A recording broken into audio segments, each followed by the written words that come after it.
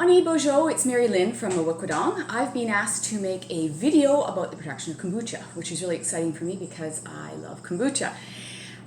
Being that I am the prenatal nutrition program coordinator, though, I did want to put one caveat before I began, and that is that when you're doing home production of kombucha, there may be trace amounts of alcohol in your finished product.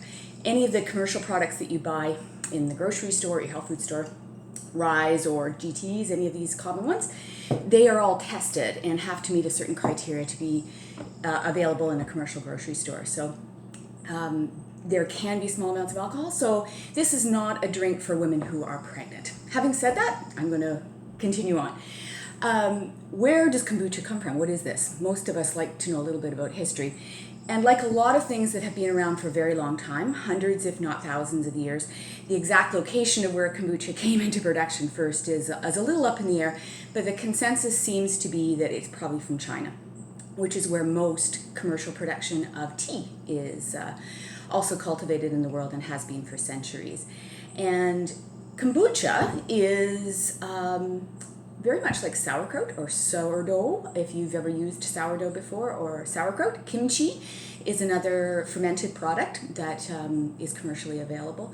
Most of us have had yogurt, cheese, things like that, and all of these foods combine the same principles that kombucha does, and that is that we're taking a food source and we're introducing a certain strain of yeast and bacteria into that food source and helping it to continue to produce. And what happens is these yeasts and bacteria actually break down parts of the food and make them more digestible for us.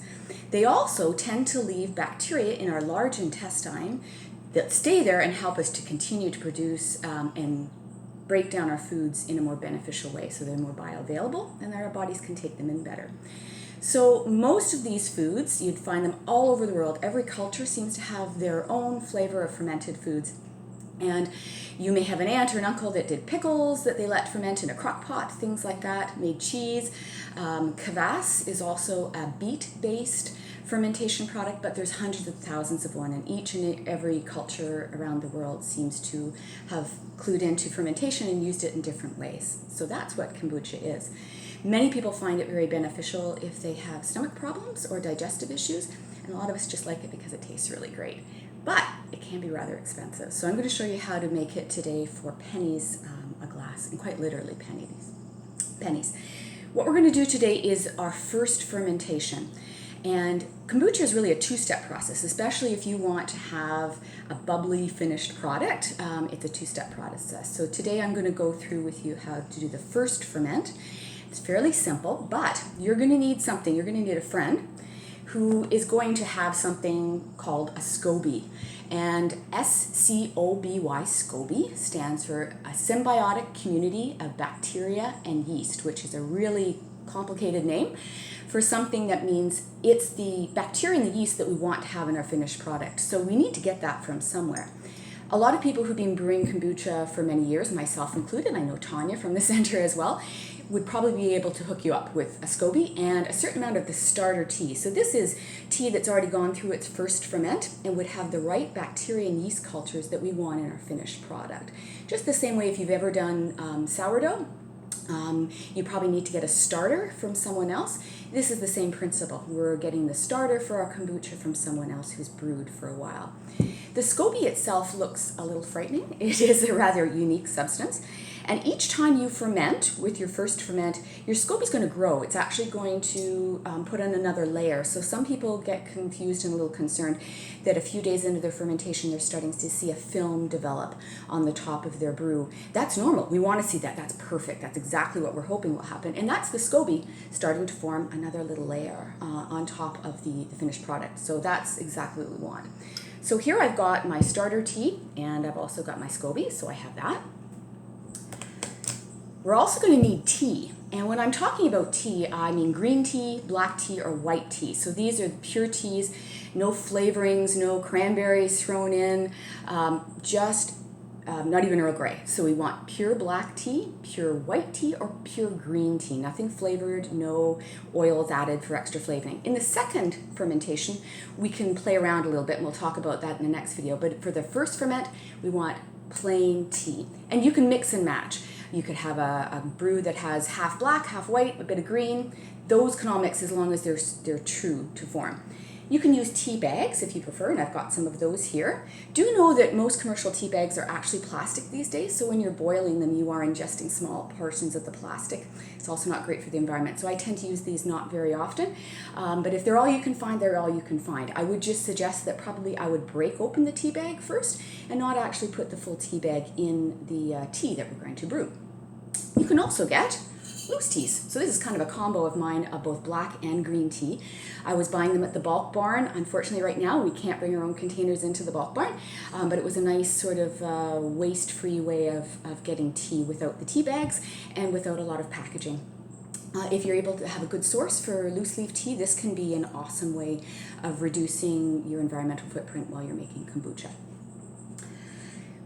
I have a large pot that I use for all of my brewing. Basically, first off, we're just making tea. It's nothing too complicated. But I have a nice sized pot that I use pretty much every time I make kombucha. And you can use whatever pot you have available. Don't go out and get extra supplies. Most of us have all the things we need, except the SCOBY, to start brewing kombucha. So use whatever you already have at home. Just make sure that you know how much water will go into this. What we're going to do once we brewed the tea is we're going to put it in a glass jar where it's going to sit for several days, if not up to 2 weeks. So this is, for those of you who worked in restaurants as teenagers, you may have seen these with pickles or mayonnaise. Most of them are plastic these days. If you're my age, they were glass back in the good old days. These can be found sometimes. I find most of them at thrift stores, Value Village, Salvation Army, places like that. You'll often find them there. If you do have friends that are in the restaurant or catering business, they may come into possession of a few of those, but they're really great to find if you can find them.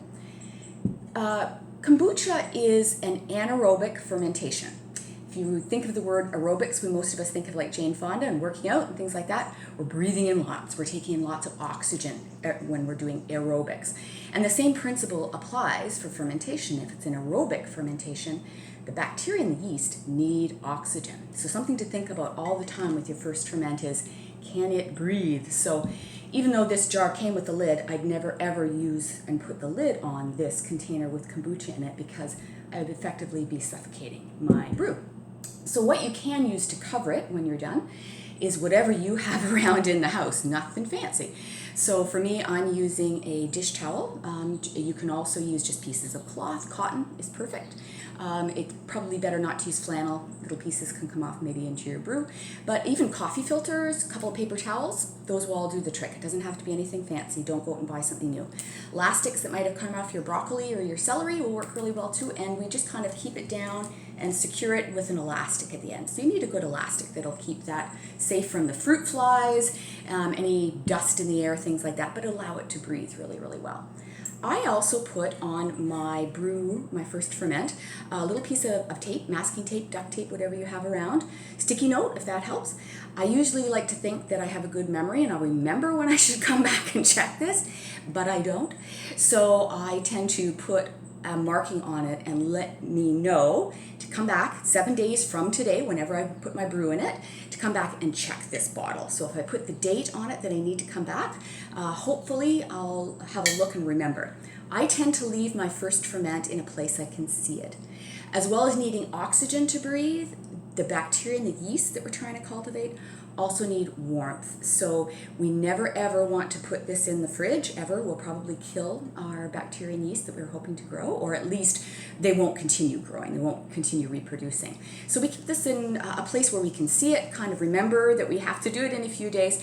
So kitchen counter can be really great. I probably wouldn't leave it on a windowsill. Airflow, there may be other bacteria that could contaminate it coming in through an open window. So just a spot you have in your kitchen or your house where it'll be visible. You'll remember it and you can see what's happening, and it's getting good airflow and warmth, especially for those of us in colder climates. We're also going to be using sugar in our brew. And before you get too concerned, for those of you who perhaps are diabetic or just trying to control your sugar intake, is that this is the food for the bacteria and the yeast. So by the time we actually harvest our finished product, most of the sugar in our finished product has been eaten as food by the bacteria and the yeast. So there's not a lot of sugar content left when we're done with our first ferment. So if that's a concern, do beware there will be some sugar left. So if you are diabetic, do monitor what your glucose levels are doing after you ingest it. But for the most part, the sugar that's going into the product is going to be used by the bacteria and the yeast. We're going to put 1 full cup into my pot that's this size. I also into a container this size, which is roughly about 3 liters for my pot. I'm also going to put in 8 tea bags. Most commercially sized tea bags have about roughly 2 tablespoons of tea in them. So for those of you who are going to take tea bags and just cut them open, put the raw or the loose tea in, the equivalent for a loose tea measurement is about half a cup of loose tea. Some teas are a little stronger than others, so you can play around very much so. There's no hard and fast rules. The only thing is you always have to remember that you have to feed, so we do need sugar or sweetener for our tea, and that you're using pure green, black, or white teas in your initial tea. So I'm going to put water, and for me in this pot, I'm going to need about 3.5 liters of water. I pour that into my pot.